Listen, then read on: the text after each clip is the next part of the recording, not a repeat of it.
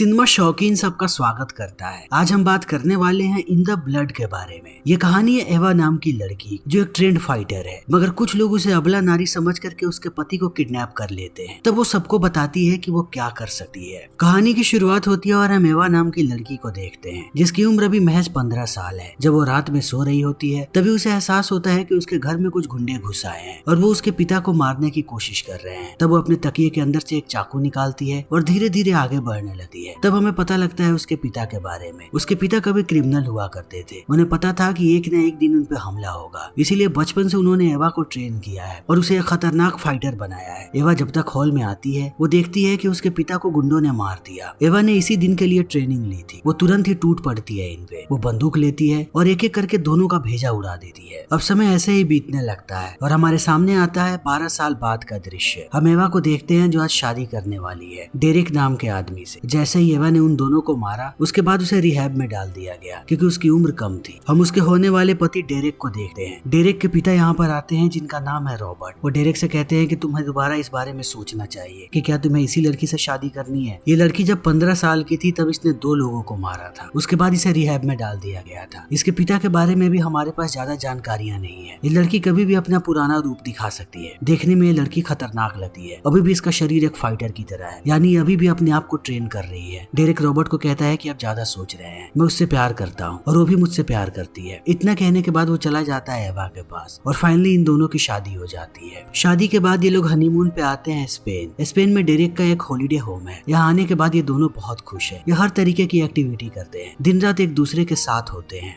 ये दोनों अपनी जिंदगी का सबसे बेहतरीन वक्त बिता रहे हैं। एक शाम जब ये लोग समंदर के किनारे बैठे होते हैं तब डेरेक एवा को किस करके कहता है कि मैं रेस्टरूम की तरफ जा रहा हूँ, मुझे थोड़ा समय लगेगा। डेरेक के जाने के बाद यहाँ पर मैनी नाम का आदमी आता है जो एवा की तारीफ करता है और कहता है कि तुम्हारे जितनी खूबसूरत लड़की मैंने पहले कभी नहीं देखी। तुम वाकई में बहुत ही ज्यादा खूबसूरत हो। आखिर तुम हो कहाँ से? इन बातों को सुनने के बाद एवा कहती है कि मैं तुम्हें पहले ही बता देना चाह रही हूँ कि मैं स्पेन में हनीमून पे आई हूँ और मेरे पति मेरे साथ ही हैं, तो लाइन मारने का कोई फायदा नहीं है। अभी इनकी बातें चली रही होती है तभी डेरेक यहाँ पर आ जाता है। डेरेक को देखने के बाद मैनी मुस्कुराता है और इन दोनों को कहता है कि तुम लोगों ने शायद इस आइलैंड को पूरे तरीके से एक्सप्लोर नहीं किया होगा, मगर मैं तुम लोगों को पूरा आइलैंड घुमा सकता हूँ। यहाँ पर कुछ बहुत ही खूबसूरत जगह है जिनके बारे में ज्यादा लोगों को नहीं पता, मगर मैं जानता हूँ। ये दोनों घूमने के लिए मान जाते हैं। तब मैनी कहता है कि आज रात के लिए मैं तुम्हें एक जगह पे लेकर के चलूंगा, जो क्लब यहाँ का सबसे शानदार क्लब। तुम लोगों को बहुत ही ज्यादा मजा आएगा। डेरेक वहाँ नहीं जाना चाहता मगर एवा कहती है कि चलो मजा आएगा। रात में ये लोग पहुंच जाते हैं क्लब में। यहाँ की वाइब वाकई में अच्छी होती है। ये लोग डांस करना शुरू कर देते हैं। दोनों एक दूसरे से चिपक के नाच रहे हैं। तभी इन पे नजर पड़ जाती है एक लोकल गुंडे की जिसका नाम है बिग बीज। उसकी नजर एवा पे पड़ती है। एवा को देखने के बाद वो चकाचौंध रह जाता है। वो उसके पास जाना चाहता है मगर उससे पहले वो एक लड़की को भेज देता है डेरेक के पास ताकि वो डेरेक के साथ डांस करके उसे अलग लेके जाए। वो लड़की ऐसा ही करती है। तब बिग बीज आता है आगे और एवा के साथ डांस करते करते उसे छूना शुरू कर देता है। एवा को जब तक इन बातों का अंदाजा होता है डेरेक भी देख लेता है इस चीज को। वो आकर के एवा को लेकर के जाने लगता है और बिग बीज को कहता है कि पीछे रहो। तब वो भड़क जाता है और कहता है कि तुम क्या बोल रहे हो, मैं बस यहाँ पे डांस कर रहा था, मैंने तुम्हारी पत्नी के साथ कुछ भी नहीं किया और तुम मुझसे ऐसे पेश आ रहे हो। ये दोनों उसे शांत करवाने की कोशिश करते हैं। मैनी भी यहाँ पर आ जाता है मगर बिग बीज बहुत ही गुस्से में है। थोड़ी देर के बाद वो डेरेक को पंच मारता है। इस चीज को देखने के बाद एवा अपने आप को नहीं रोक पाती और टूट पड़ती है बिग बीज पे। वो उसे एक दमदार पंच मारती है। तब एक एक करके उसके आदमी भी आने लगते हैं मगर एवा किसी को नहीं छोड़ती। जो भी आता है वो उसे ढेर कर देती है। हर तरफ उसने लोगों को पीट करके गिराया हुआ है। तभी इन सारी चीजों को क्लब का मालिक देख लेता है जिसका नाम है सिल्वियो। मैनी इन दोनों को लेता है और भाग करके चला आता है बाहर। सिल्वियो अंदर आने के बाद बिग बीज पे भड़क जाता है और कहता है कि तुम अपनी हरकतें बंद कर दो, तुम ऐसा मेरे क्लब में नहीं कर सकते, तुम हमेशा ही लड़कियों को छेड़ते हो, मगर आज वो लड़की तुम पे भारी पड़ गई। आइंदा यहाँ पर ऐसा कुछ भी नहीं होना चाहिए। दूसरी तरफ ये लोग घर जा रहे हैं। मैनी हंस रहा है और तारीफ कर रहा है एवा की। वो उसे कहता है कि मैंने कभी किसी लड़की को ऐसे लड़ते हुए नहीं देखा जिसने अकेले ही 10-12 लड़कों को ढेर कर दिया हो। तुम कमाल हो। लेकिन बिग बीज बहुत खतरनाक है, वो पलटवार जरूर करेगा। इन बातों को सुनने के बाद डेरेक एवा को कहता है कि कुछ नहीं होगा। घर आकर के ये लोग सो जाते हैं। सुबह सुबह इनका डोरबेल बजता है। दरवाजा खोलने के बाद ये लोग देखते हैं कि मैनी आया है। मैनी इन दोनों को कहता है कि जितनी जल्दी हो सके तुम लोगों को यहाँ से भागना पड़ेगा। बिग बीज अपने लोगों को लेकर के आ रहा है। ये दोनों पैनिक करने लगते हैं। तब वो हंसता है और कहता है कि मैं तो बस मजाक कर रहा था, कोई नहीं आ रहा, सब कुछ ठीक है। जल्दी से तुम दोनों तैयार हो जाओ, मैं तुम्हें लेकर के चल रहा हूँ एक जिप लाइन पे जहाँ पर तुम लोगों को बहुत मजा आएगा। ये दोनों वहाँ पे पहुंच जाते हैं। डेरेक पहले जिप लाइन पे भेजता है एवा को, फिर वो भी जाता है। इस एडवेंचर को करने के बाद दोनों बहुत खुश हैं। तब मैनी इसे कहता है कि अब मैं तुम्हें लेकर के चलूंगा आइलैंड के सबसे बड़े जिप लाइन पे जो 1 मील लंबी है। उसे देख करके तुम लोग खुश हो जाओगे। एवा कहती है कि आज के लिए इतना एडवेंचर काफी है, मगर डेरेक बहुत ही ज्यादा एक्साइटेड है। वो कहता है कि हम चलेंगे। ये लोग पहुंच जाते हैं उस जिपलाइन पे। जिपलाइन को देखने के बाद दोनों की हालत खराब हो जाती है। तब सबसे पहले मैनी जाता है, उसके बाद डेरेक आता है। आधे रास्ते में आने के बाद डेरेक को अच्छा लगने लगता है। तभी उसकी नजर पड़ती है अपने हार्नेस पे। वो देखता है कि हार्नेस धीरे धीरे टूट रही है। वो जब तक अपने आप को संभालता, हार्नेस टूट जाती है और अंत में वो वायर पे लटक जाता है। इस चीज को देखने के बाद मैनी वापस आता है और उसे पकड़ रहा होता है, मगर पकड़ते पकड़ते अब नीचे गिर जाता है डेरेक। इस चीज को देखने के बाद अब एवा बहुत ही ज्यादा घबराई है। वो भाग करके जाने लगती है जंगल की तरफ, उसे ढूंढने के लिए। दूसरी तरफ हम जोजो नाम के आदमी को देखते हैं, जो तुरंत एम्बुलेंस को कॉल कर देता है। एवा पूरे जंगल में उसे ढूंढ रही है जहाँ पर वो गिरा था। कुछ देर के बाद वो देखती है कि डेरेक घायल पड़ा है जमीन पे। तब वो उसे उठाने लगती है। ऊपर आने के बाद उसे एम्बुलेंस भी नजर आ जाता है। यहाँ पर जोजो भी है। ये लोग डेरेक को अंदर बैठा देते हैं एम्बुलेंस में, मगर एवा जैसे ही बैठने जाती है उसे लोग रोक देते हैं और कहते हैं कि हमारी पॉलिसी है जिपलाइन वाले इंश्योरेंस के साथ, हम सिर्फ मरीज को ही लेकर के जा सकते हैं। एवा उनकी बात नहीं मानती। तब वो लोग अपने हॉस्पिटल का कार्ड देते हैं और कहते हैं कि तुम पीछे से आ जाओ। इतना कह के वो निकलते हैं और एवा भी बाइक पे पीछे पीछे आने लगती है। तभी रास्ते में उसका एक्सीडेंट हो जाता है एक कार से, मगर कार वाला एक भला आदमी है। वो एवा को अपनी गाड़ी में बैठाता है और कहता है कि मैं तुम्हें हॉस्पिटल छोड़ दूंगा। एवा हॉस्पिटल के अंदर जैसे ही दाखिल होती है, हॉस्पिटल वाले बताते हैं कि हमारा कोई भी एम्बुलेंस जिपलाइन की तरफ नहीं गया था और ना ही हमारा कोई कॉन्ट्रैक्ट है उनके साथ। इस बात को सुनते ही एवा उन्हें कार्ड दिखाती है हॉस्पिटल का। वो लोग पूरी लिस्ट को चेक कर लेते हैं, कहते हैं कि डेरेक नाम का यहाँ पर कोई भी आदमी नहीं है। अब एवा की हालत खराब हो रही है। वो एक एक करके पूरे हॉस्पिटल के कमरे में ढूंढना शुरू कर देती है डेरेक को। तब लास्ट में उसे गार्ड्स लेकर के आते हैं बाहर और कहते हैं कि शहर में और भी बहुत सारे हॉस्पिटल्स हैं, आपको जा करके एक बार वहाँ पर देखना चाहिए। सुबह होते होते यहाँ पर रॉबर्ट भी आ जाता है। ये सारे लोग पहुँचते हैं पुलिस स्टेशन। तब इनकी मुलाकात होती है ऑफिसर रामोन से। एवा पूरी बात बताने लगती है कि वो अपने पति के साथ गई हुई थी जिपलाइन पे। जैसे उसका एक्सीडेंट हुआ, एम्बुलेंस वाले उसे लेकर के चले गए, मगर उन लोगों ने उसे एम्बुलेंस में नहीं बैठने दिया, इंश्योरेंस का बहाना बना करके। रामोन कहता है कि मैंने पूरे हॉस्पिटल की लिस्ट मंगवा ली है, डेरेक इस शहर में कहीं भी एडमिट नहीं है। तब रॉबर्ट को शक होने लगता है एवा पे। वो कहता है कि क्या उस दिन तुम नशे में थी? रामोन कहता है कि हमेशा ही अमेरिकन के साथ ऐसा होता है, जब भी कोई अमीर अमेरिकन यहाँ पर आता है स्पेन में उनकी किडनैपिंग भी हो सकती है। हम सबसे पहले जिपलाइन पे चलेंगे। वहाँ जाने के बाद जब ये लोग मालिक से बात करते हैं तब वो मुकर जाता है और कहता है कि एवा और डेरेक कभी यहाँ पर आए ही नहीं थे। तभी एवा की नजर पड़ती है जोजो पे। वो उसे पहचान जाती है और कहती है कि इसी ने एम्बुलेंस बुलाया था। जोजो एवा को पहचानने से इनकार कर देता है। वो कहता है कि ये लड़की कभी यहाँ पर आई ही नहीं। तब एवा भड़क जाती है और कॉलर पकड़ लेती है उसका। इस चीज को देखने के बाद पुलिस वाले भड़क जाते हैं और कहते हैं कि तुम ऐसे किसी को भी नहीं पीट सकती। जैसे ये लोग पुलिस स्टेशन वापस आते हैं, रामोन क्लब वाली वीडियो दिखाता है एवा को और उसे कहता है कि तुम्हारा नेचर बहुत ही वायलेंट है, क्लब में तुमने इतने सारे लोगों को क्यों पीटा। तब वो बिग बीज के बारे में बताती है। रामोन यहाँ पे शक करने लगता है एवा पे। वो इनडायरेक्टली एवा को कहता है कि वो बिग बीज के साथ मिली हुई है और जानबूझ के उसने अपने पति की किडनैपिंग करवाई है। एवा गुस्से में बाहर आती है और कहती है कि मैं खुद ही अपने पति को ढूंढ लूंगी। वो उसकी फोटो को लेकर के पूरे शहर में घूमती है, मगर कहीं भी डेरेक का कुछ अता पता नहीं चलता। रात में जब वो घर वापस आती है तब उसकी रॉबर्ट से बहस हो जाती है। रॉबर्ट भी क्लब वाले इंसिडेंट के बारे में बात करता है और वो एवा को कहता है कि उसी ने डेरेक को मारने की कोशिश की ताकि डेरेक की सारी प्रॉपर्टी उसकी हो जाए। एवा गुस्से में चली जाती है अपने कमरे में। अगली सुबह रॉबर्ट अपने परिवार के साथ वापस चला जाता है अमेरिका। तब एवा पहुंचती है उसी जिपलाइन पे और जोजो को खींच के लेकर के जाती है जिपलाइन के बीच में और धमकी देती है कि अगर उसने सच्चाई नहीं बताई तब वो उसे नीचे फेंक देगी। जोजो सब कुछ बकना शुरू कर देता है। वो फोन में सारी चीजों को रिकॉर्ड कर रही है। जोजो कहता है कि ये सब कुछ मैनी ने किया है। मैनी ने मुझे एम्बुलेंस को कॉल करने के लिए कहा था और झूठ बोलने के लिए भी, मगर मैनी अभी कहाँ है मुझे नहीं पता। इस वीडियो को लेने के बाद एवा पहुंचती है सीधा रामोन के पास और कहती है कि ये सच्चाई सुन लो। वीडियो देखने के बाद रामोन गिरफ्तार करने लगता है एवा को। तब एवा पुलिस वाले को मार करके भागने की कोशिश करती है, मगर सब उसे पकड़ते हैं और रामोन कहता है कि तुम्हें गिरफ्तार किया जा रहा है क्योंकि तुमने इस आदमी को जबरदस्ती धमकी दी। तब उसने डर में आकर के ये सारी बातें बोली है। रामोन कहता है कि तुम्हें जल्दी ही दूसरे जेल में भेज दिया जाएगा। सुबह सुबह दूसरा पुलिस वाला उसे क्रूज पे लेकर के जाने लगता है। तब एवा के दिमाग में एक आइडिया आता है। वो पुलिस वाले को कहती है कि मुझे वॉशरूम जाना है। वॉशरूम जाने के बाद वो उसे कहती है कि तुम्हें अंदर आना पड़ेगा, मेरे हाथों में हथकड़ी लगी है, मेरी पैंट उतार दो। तब वो उसकी पैंट उतार देता है और घूर घूर के उसे देख रहा है। एवा कहती है कि मुझे टिश्यू पेपर चाहिए। जैसे ही वो नीचे झुकता है वो उस पर हमला करके बेहोश कर देती है और बाहर आने के बाद कूद जाती है पानी में। यहाँ से निकल करके वो पहुंचती है एक कैफे में जहाँ पर अपने कपड़े बदलती है और शाम को जाती है उसी क्लब में जहाँ पर बिग बीच से उसकी लड़ाई हुई थी। थोड़ी देर के बाद उसकी नजर पड़ जाती है मैनी पे। वो इंतजार करने लगती है कि मैनी यहाँ से बाहर कब जाएगा। थोड़ी देर के बाद मैनी जैसे ही वॉशरूम में जाता है एवा जाकर के हमला कर देती है उस पे। वो उसे बड़ी ही बेरहमी से पीटती है और बार बार एक ही सवाल पूछती है कि डेरेक कहाँ पे है। मैनी कहता है कि मैं कुछ भी नहीं जानता, मैंने जोजो को झूठ बोलने के लिए इसलिए बोला क्योंकि इस आइलैंड पर मैं इलीगल तरीके से रह रहा हूँ, उसके अलावा मुझे कुछ भी नहीं पता। एवा समझ जाती है कि ये आदमी कुछ नहीं जानता। तब वो स्केचेस दिखाती है एम्बुलेंस के ड्राइवर्स का, जिन्हें देख करके वो कहता है कि ये दो लोग हैं, इनका नाम है ओमार और टीटो, वो यहाँ पर इलीगल काम करते हैं। एवा कहती है कि किसी भी कीमत पर इन दोनों को ढूंढने में तुम्हें मेरी मदद करनी पड़ेगी। मैनी मान जाता है और एवा को लेकर के जाता है घर। उससे कहता है कि तुम आराम करो, सुबह सुबह हम इन दोनों को ढूंढने के लिए निकलेंगे। सुबह होते ही पूरे शहर में ये लोग उसे ढूंढने लगते हैं। थोड़ी देर के बाद एवा को एक लोगो नजर आता है, जिसे देख करके उसे याद आता है कि उन दोनों में से एक आदमी के हाथ पर ऐसा ही टैटू था। जब वो इसके बारे में पता करती है तब उसे पता लगता है कि जहाँ का ये चिन्ह है वहाँ पर मुर्गों की फाइट करवाई जाती है। थोड़ी देर के बाद ये दोनों वहाँ पर पहुंच जाते हैं। तब मैनी एवा को कहता है कि तुम बाहर ही रहो, मैं अंदर जाता हूँ, हम दोनों वीडियो कॉल पे होंगे, मैं तुम्हें अंदर के सारे लोगों का चेहरा दिखाऊंगा, तुम उनमें से ओमार और टीटो को पहचानना। अंदर जाकर के जब वो कैमरा घुमा रहा होता है तभी उसकी नजर पड़ती है टीटो पे, जो बाहर जा रहा है और एवा अब अलर्ट है उसे पकड़ने के लिए। जैसे ही टीटो बाहर आता है वो बैठ जाता है गाड़ी में। एवा उसका पीछा करना शुरू कर देती है मैनी की गाड़ी से। मैनी पीछे ही रह जाता है। थोड़ी देर के बाद टीटो जाता है एक झोपड़ी की तरफ, तब एवा भी उसके पीछे पीछे जाती है। टीटो समझ जाता है कि कोई उसका पीछा कर रहा है। जब वो एवा पे हमला करता है तब एवा भी टूट पड़ती है उस पे। वो उसको बेहोश करके लेकर के जाती है एक वीरान जगह पे और बड़ी ही बेरहमी से टॉर्चर करना शुरू कर देती है। जब जब वो ना बोलता है तब तब वो उसके पेट पे जख्म देती है। अंत में वो कहता है कि मुझे कुछ भी नहीं पता, ओमार को किसी ने पैसे दिए थे कि वो उस आदमी को ला करके एक जगह पे छोड़ दे, इसके अलावा मैं कुछ नहीं जानता, मैं ओमार के हाथ की कठपुतली हूँ। इन बातों को सुनने के बाद एवा उसका फोन लेती है और ओमार को मैसेज भेज करके यहाँ पे बुलाती है। ओमार के आते ही वो टूट पड़ती है उस पे, मगर ओमार एक अच्छा फाइटर है। इन दोनों के बीच घमासान लड़ाई हो रही है। एक वक्त के बाद ओमार भारी पड़ता है एवा, तब ना चाहते हुए भी एमा को गोली मारना पड़ता है ओमार को। ओमार के मौत के साथ साथ सारी की सारी जानकारियां खत्म हो गई क्योंकि सब कुछ ओमार ही जानता था। अब रामोन पकड़ लेता है एवा को और उस पर मर्डर के चार्जेस लगाता है और ये भी कहता है कि तुम्हारे ऊपर ही डेरेक के भी मर्डर के चार्जेस लगने वाले हैं, हम तुम्हें हेडक्वार्टर भेज रहे हैं और पूछताछ के लिए। वहीं पर इस केस के बारे में आगे की जानकारी तुम्हें मिलेगी। एक बात सुन करके तुम्हें ताज्जुब होगा, डेरेक के परिवार ने कहा है कि तुम्हें कड़ी से कड़ी सजा दी जाए। इतना कहने के बाद वो एवा को बैठा देता है कार में। दो पुलिस वाले उसे लेकर के जाने लगते हैं जंगल के बीचों बीच। एवा समझ जाती है कि ये लोग उसे मारने वाले हैं। वो गाड़ी को रोकते हैं और एक गड्ढा खोदना शुरू कर देते हैं। एवा को कैसे भी अपने आप को बचाना है। उसके हाथों में हथकड़ी लगी है, वो अपने अंगूठे को तोड़ती है और हथकड़ी से आजाद करवा लेती है हाथों। जैसे ही पुलिस वाला उसके पास आता है वो उसे पीटने के बाद उसका गला काट देती है। तब बारी आती है दूसरे पुलिस वाले की, वो उसे भी मार देती है। तभी हम रामोन को देखते हैं जो सो रहा है। उसके फोन पे एवा कॉल करती है और कहती है कि मैं तुम्हारी बेटी के पास हूँ, अगर उसे जिंदा देखना चाहते हो तो उस कमरे में आओ। रामोन बंदूक निकालता है और पहुंच जाता है अपनी बेटी के कमरे में। तब वो उससे बंदूक ले लेती है और रामोन को कहती है कि मुझे पूरी सच्चाई बताओ कि डेरेक कहाँ पे है। रामोन कहता है कि तुम्हारा पति बहुत ही बुरी तरीके से घायल था, जिस डॉक्टर ने उसका ऑपरेशन किया उससे गलती हो गई और तुम्हारा पति मर गया। थोड़े समय पहले गलती से मैंने एक लड़की को प्रेग्नेंट कर दिया था, तब उस डॉक्टर ने मेरी मदद की थी और उस मदद के बदले उसने कहा कि मुझे डेरेक की मौत को छुपाना पड़ेगा। तब मैंने ये सारी चीजें की। इन बातों को सुनने के बाद उसके सामने एवा दो ऑप्शन रखती है, या तो वो बंदूक से अपने आप को शूट कर ले या फिर चाकू लेकर के बाथरूम के अंदर जाए और अपने नस को काट ले। रामोन दूसरे ऑप्शन को चुनता है और चाकू लेकर के चला जाता है बाथरूम की तरफ। तब एवा आती है मैनी के घर पे वापस और रोते हुए कहती है कि डेरेक मर चुका है। वो पूरी की पूरी कहानी सुनाती है मैनी को। तब मैनी कहता है कि तुम्हें अमेरिका वापस चले जाना चाहिए, तुम्हें जो भी मदद चाहिए होगी मैं करूंगा। एवा कहती है कि मैं एक आखिरी कोशिश करना चाहती हूँ। अगले दिन वो हॉस्पिटल में जाती है और वहाँ के रिसेप्शनिस्ट को बेहोश कर देती है। फिर उसके कार्ड के मदद से वो पहुंच जाती है अंदर हॉस्पिटल में।